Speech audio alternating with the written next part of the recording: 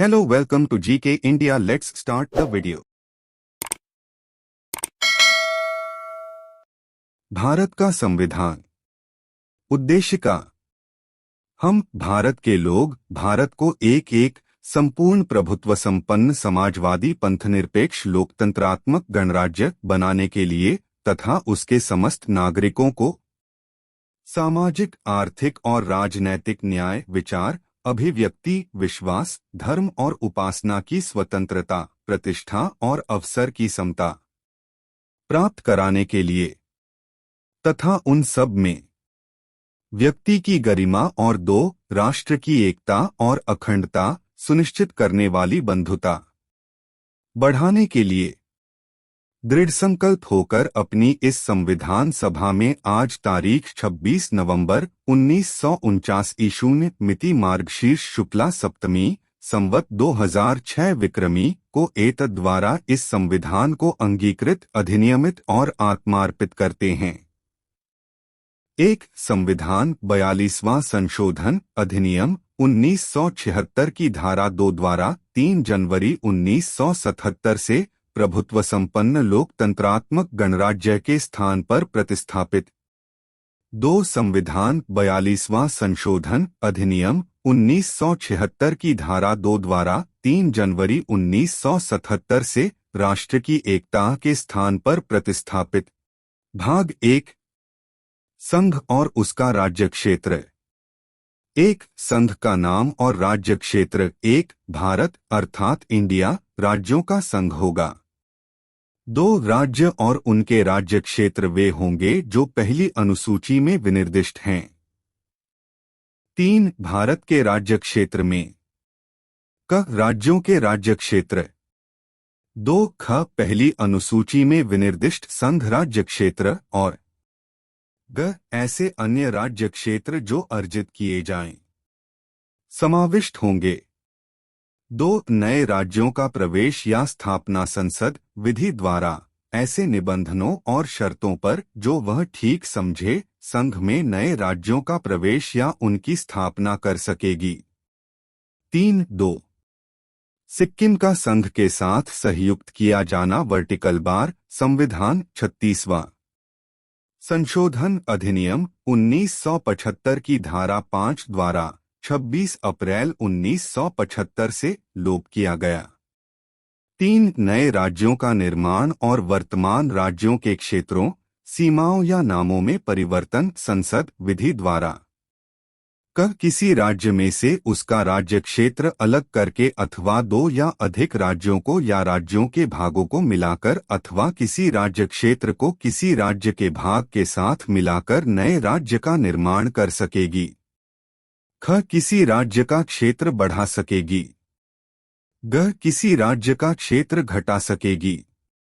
घ किसी राज्य की सीमाओं में परिवर्तन कर सकेगी। न किसी राज्य के नाम में परिवर्तन कर सकेगी। 1 संविधान 7वां संशोधन अधिनियम 1956 की धारा 2 द्वारा 1 नवंबर 1956 से खंड 2 के स्थान पर प्रतिस्थापित। 2 संविधान 7वां संशोधन अधिनियम 1956 की धारा 2 द्वारा 1 नवंबर 1956 से उपखंड ख के स्थान पर प्रतिस्थापित।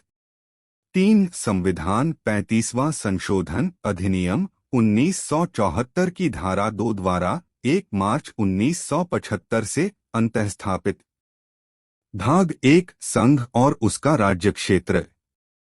परंतु इस प्रयोजन के लिए कोई विधेयक राष्ट्रपति की सिफारिश के बिना और जहां विधेयक में अंतर्विष्ट प्रस्थापना का प्रभाव 2*** राज्यों में से किसी के क्षेत्र, सीमाओं या नाम पर पड़ता है, वहां जब तक उस राज्य के विधानमंडल द्वारा उस पर अपने विचार ऐसी अवधि के भीतर जो निर्देश में विनिर्दिष्ट की जाए या ऐसी अतिरिक्त अवधि के भीतर जो राष्ट्रपति द्वारा अनुज्ञात की जाए, प्रकट किए जाने के लिए वह विधेयक राष्ट्रपति द्वारा उसे निर्देशित नहीं कर दिया गया है और इस प्रकार विनिर्दिष्ट या अनुज्ञात अवधि समाप्त नहीं हो गई है, संसद के किसी सदन में पुनर्स्थापित नहीं किया जाएगा।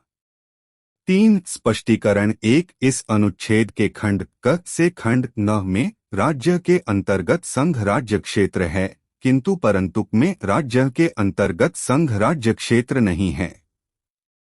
स्पष्टीकरण 2 खंड क द्वारा संसद को प्रदत्त शक्ति के अंतर्गत किसी राज्य या संघ राज्य क्षेत्र के किसी भाग को किसी अन्य राज्य या संघ राज्य क्षेत्र के साथ मिलाकर नए राज्य या संघ राज्य क्षेत्र का निर्माण करना है। 4 पहली अनुसूची और चौथी अनुसूची के संशोधन तथा अनुपूरक, आनुषंगिक और पारिणामिक विषयों का उपबंध करने के लिए अनुच्छेद 2 और अनुच्छेद 3 के अधीन बनाई गई विधियां। 1 अनुच्छेद 2 या अनुच्छेद 3 में निर्दिष्ट किसी विधि में पहली अनुसूची और चौथी अनुसूची के संशोधन के लिए ऐसे उपबंध अंतर्विष्ट होंगे जो उस विधि के उपबंधों को प्रभावी करने के लिए आवश्यक हों तथा ऐसे अनुपूरक, आनुषंगिक और पारिणामिक उपबंध भी जिनके अंतर्गत ऐसी विधि से प्रभावित राज्य या राज्यों के संसद में और विधान मंडल या विधान मंडलों में प्रतिनिधित्व के बारे में उपबंध हैं, अंतर्विष्ट हो सकेंगे जिन्हें संसद आवश्यक समझे। 2 पूर्वोक्त प्रकार की कोई विधि अनुच्छेद 368 के प्रयोजनों के लिए इस संविधान का संशोधन नहीं समझी जाएगी। 1 संविधान 5वां संशोधन अधिनियम 1955 की धारा 2 द्वारा 24 दिसंबर 1955 से परंतु के स्थान पर प्रतिस्थापित। 2 संविधान 7वां संशोधन अधिनियम 1956 की धारा 29 और अनुसूची द्वारा 1 नवंबर 1956 से पहली अनुसूची के भाग क या भाग ख में भाग 2 नागरिकता। 5 संविधान के प्रारंभ पर नागरिकता। इस संविधान के प्रारंभ पर प्रत्येक व्यक्ति जिसका भारत के राज्य क्षेत्र में अधिवास है और क जो भारत के राज्य क्षेत्र में जन्मा था या ख जिसके माता या पिता में से कोई भारत के राज्य क्षेत्र में जन्मा था या ग जो ऐसे प्रारंभ से ठीक पहले कम से कम 5 वर्ष तक भारत के राज्य क्षेत्र में मामूली तौर से निवासी रहा है, भारत का नागरिक होगा। 6 पाकिस्तान से भारत को प्रव्रजन करने वाले कुछ व्यक्तियों के नागरिकता के अधिकार। अनुच्छेद 5 में किसी बात के होते हुए भी कोई व्यक्ति जिसने ऐसे राज्य क्षेत्र से जो इस समय पाकिस्तान के अंतर्गत है, भारत के राज्य क्षेत्र को प्रव्रजन किया है, इस संविधान के प्रारंभ पर भारत का नागरिक समझा जाएगा।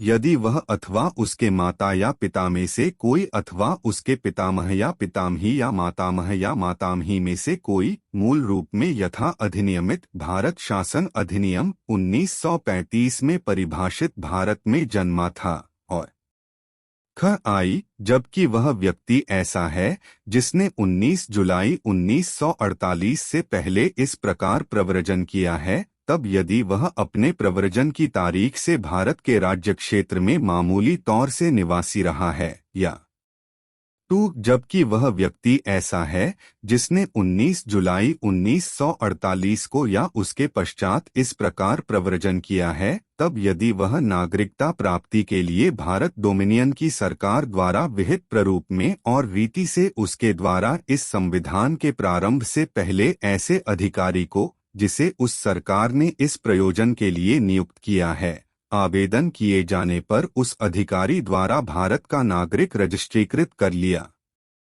गया है। परंतु यदि कोई व्यक्ति अपने आवेदन की तारीख से ठीक पहले कम से कम 6 मास भारत के राज्य क्षेत्र में निवासी नहीं रहा है, तो वह इस प्रकार रजिस्ट्रीकृत नहीं किया जाएगा।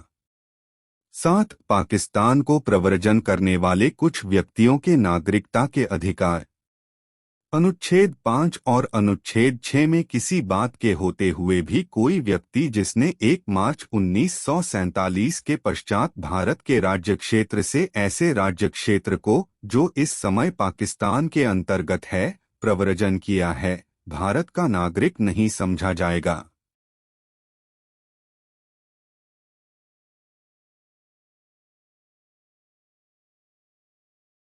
नमस्कार। वीडियो अच्छा लगा तो वीडियो को ज्यादा से ज्यादा लाइक शेयर एवं चैनल को सब्सक्राइब जरूर करें। धन्यवाद। जय हिंद, जय भारत।